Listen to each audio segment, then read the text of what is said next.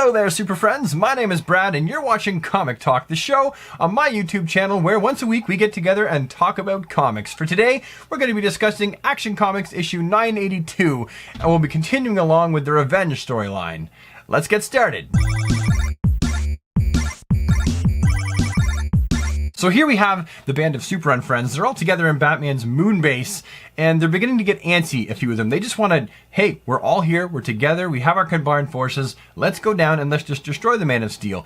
But Cyborg Superman is smarter than that. He's actually got a plan. He's always got a sinister plan cooking in that mind of his, because remember, Cyborg Superman is driven by one thing, and that is his pure hatred for the Man of Steel, because he blames Superman for the death of his wife. Now, one of the perks of being up in Batman's secret moon base is they have access to the Bat computer, which means they have access to all Batman's paranoia Superman files.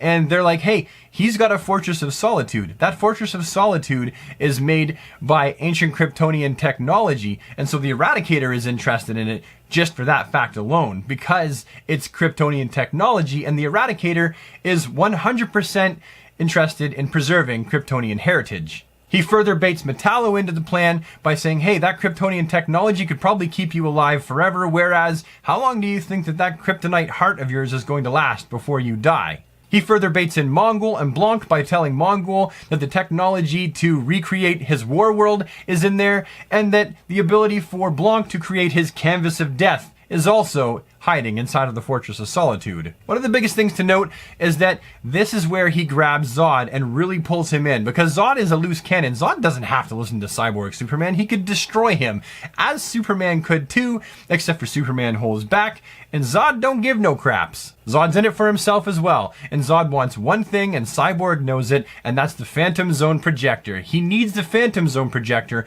to allow the rest of the criminals, the Kryptonian criminals, out of the Phantom Zone. So from here, they all kind of agree that their next move is to go down to the Fortress of Solitude, which brings us to our next scene, where Superman, John, and Lois are currently inside of the Arctic Fortress of Solitude. Now in the fortress, we see John and Lois, and they're walking around, and they notice that the statues of Mom and Pa Kent have now been knocked over. They're shattered, they're desecrated, but that's because they're not privy to the events that happened in Action Comics issue 978. Now after this, John decides he's going to go have a little look around. He takes Crypto with him. He ends up in the room that has the rocket that brought baby Kal-El to Earth, and he also takes note of the giant battle armor, the Kryptonian battle armor, and he's just like, wow, this is really cool. I bet you that can do some real damage, when he then hears a voice, like a ghostly voice, and he goes off to investigate. Now the next scene after that, we see that Lois has rejoined Superman and Kal-El, and Kal-El and Superman are kind of discussing whether Superman can get his vision back. Is it gone for good? He's not sure. They do know that him losing his vision has something to do with the Black Vault imploding, but they're not sure if it's permanent or not, so we still have a blind Superman at this point. Now, Superman being Superman, you can't hold a good man down. Blind or not, he's still decided that he needs to deal with these supervillains, and he's going to have to let his other super senses compensate and his experience as Superman. I want to point out that Superman, he can't just not see like you and I can see now. He's not just blind in that way, but all of his vision senses are completely gone at this point. Aside from his heat vision, which really isn't a vision sense, it's more of a discharge of the solar radiation, the solar energy that his solar battery cells are holding, that he discharges out of his eyes. That still works. But other than that, he can't see anything in any kind of spectrum. Not infrared, not radiation, not X-ray, nothing. Completely blind. Now this is one of those times when Superman actually would have called for help, because Lois and Superman, they're having a conversation, and she's like, maybe you should call for help, ask Wonder Woman or the Justice League or everybody to come and help. And he would have called for help in this instance, but there wasn't very much time to even think about that, because while they're having that conversation, boom, there's a loud noise, and it gets her attention, and he begins to listen, and he can hear that it sounds like it's the Cyborg Superman. He can hear like mechanics going off, and then boom, there's another one, and boom, there's another one. And so he hears three big booms, so he assumes it's Zod, Cyborg Superman, and the Eradicator outside his door at the Fortress of Solitude. Kal-El's eyes are a monitor, and they can actually peek, and they can see exactly who is outside, and what do you know? It's more than just the three of them. It's all six of them. The whole gang is here for a Superman beatdown outside the Fortress of Solitude. Knock, knock, knock. Can I come in? Now, with a band of bloodthirsty super heathens out on your doorstep, Superman knows that the most important thing is for Lois and John to get to safety. That's his number one concern. So he says, Lois, take the Omnihedron and take John and just go. Just get out of here as fast as you can, as far as you can.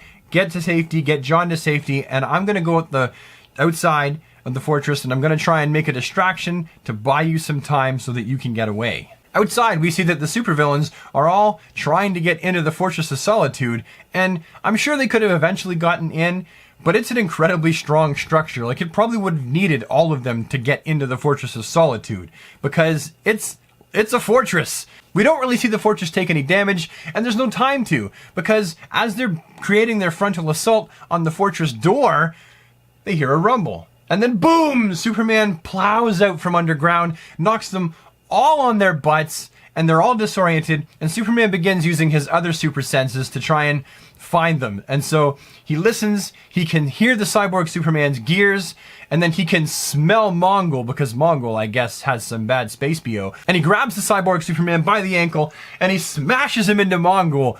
2 down, and then the Eradicator begins to talk, and he hears him, he's like, thanks for talking, it makes it easier that way, and he gives him a smash uppercut to the face and knocks him flying. But that's really all he got in, because Zod is behind him, blasts him with his heat vision. The Cyborg Superman is quick to get back on his toes, and he grabs Superman over the chest while Zod is just blasting him with his heat vision, and it doesn't look good for the Man of Steel at this point. Not one bit. Cyborg Superman bashes Superman down to the ground, where the rest of the supervillains get on top of him, and they just begin pounding him as if he was a piece of ground beef being ready to turn into a hamburger. But not before he kneels before Zod. At least that's what Zod wants. Now, while this is happening, Kara, Supergirl, who was given an Omnihedron herself by Superman way back in Supergirl issue 7, is now activated, and Kellex is talking to her through the Omnihedron, and he's asking her for help. Hey, the fortress is under attack, Superman's under attack, we need your assistance, please come and assist us and help us here.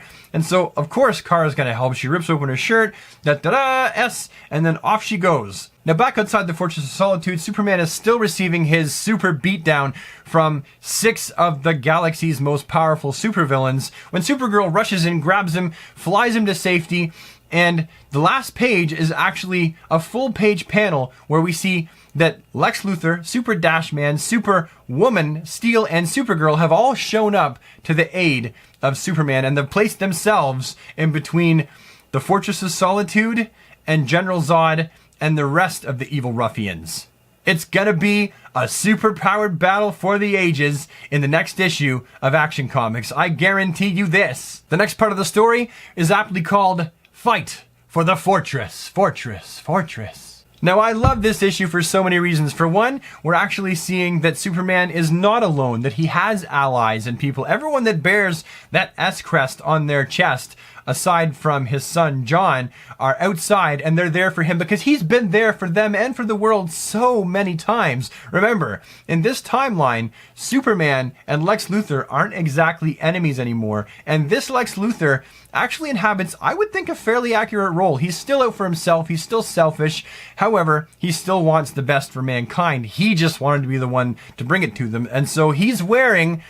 How does that fit in, actually? Because the New 52 Superman never existed, therefore he never died, so whose cape is he wearing? I guess that's a question for another day, isn't it?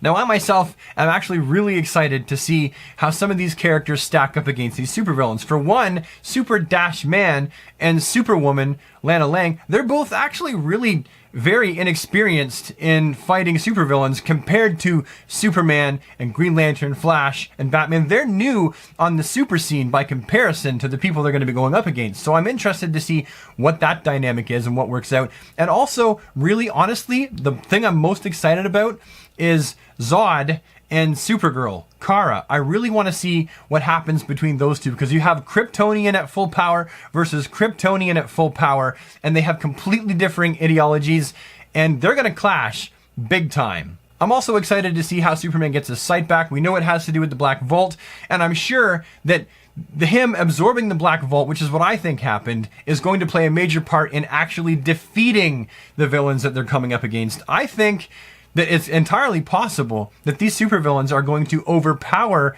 the people in the Superman family, and it will be Superman that saves the day with something to do with the Black Vault that he's absorbed, and with that, I'm sure he'll get his vision back. Anyhow, these are just the surmisings and ideas of a comic book fan who really loves DC Comics and loves Superman, and I can't wait to see what they're going to do with it next, but I don't know. As always, these are just my ideas, and I'm just happy to share them with you on this show, Comic Talk, on my YouTube channel, Brad and Margaret, the Geek and Wife Chronicles. Thank you so much for turning into this episode, because it really does mean a lot to me that you've taken the time to watch this video. If you liked it, please don't be afraid to slap a like on it and let me know that you liked it. If you have anything to say, anything at all, please leave it in the comments down below, because I really do like hearing from people. And also, if you think that you may want to see more of this kind of content show up in your inbox, then don't be afraid to hit the subscribe button, and you will see what we do on a nearly daily basis show up in your inbox, just like it's comic books to show up in your comic book file at your favorite neighborhood comic book store. Oh crap, why did I make the video more cheesier at the end? I'll see you guys later. Have a good one.